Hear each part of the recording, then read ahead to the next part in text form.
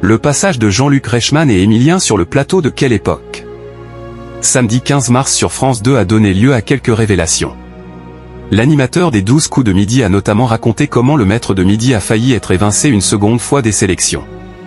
Les fans des 12 coups de midi ont bien failli ne jamais faire la connaissance d'Émilien. Invité sur le plateau de Quelle époque?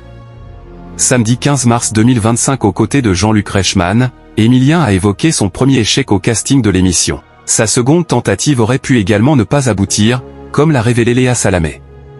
La présentatrice a évoqué le caractère timide du compagnon de Jessica qui n'avait pas vraiment séduit les casteurs du jeu de TF1 qui avaient dû consulter Jean-Luc Reichmann. L'animateur a défendu sans hésitation le jeune étudiant qui vient de décrocher sa 19e étoile mystérieuse. J'ai horreur de ça, Jean-Luc Reichmann s'est battu pour qu'Émilien ne soit pas discriminé au casting des 12 coups de midi. Jugé trop réservé par les casteurs, Émilien a bien failli manquer 2 fois son rêve. Heureusement pour lui, Jean-Luc Reichmann a pu lui sauver la mise, estimant qu'il ne fallait pas juger sa personnalité. On m'a mis devant des fiches en disant « Ce garçon est un peu introverti ». Je leur ai dit « Vous connaissez ma vie sur la différence. Pour moi il n'y a pas de différence, ce sont les ressemblances qui m'intéressent », a-t-il confié auprès de Léa Salamé. Avant de poursuivre, c'est la seconde fois qu'il vient aux sélections, c'est sa grand-mère Yvonne qui l'a poussé.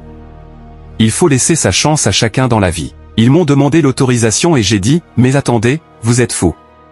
Vous me connaissez par cœur et j'ai horreur de ça, pointez la différence », note de la rédaction. Si Émilien peut remercier Jean-Luc Reichmann, il doit également beaucoup à sa grand-mère, Yvonne.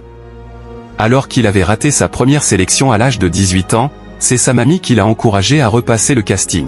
Il y a 2 ans, ma grand-mère m'a dit ce serait dommage, alors j'ai suivi ses conseils et j'ai repassé les sélections, a détaillé le plus grand maître de midi de l'histoire, révélant qu'il regardait beaucoup l'émission plus jeune avec ses grands-parents. Merci de nous avoir suivis. Si vous n'êtes pas encore abonné, veuillez vous abonner et surtout activer la cloche des notifications pour ne rien rater.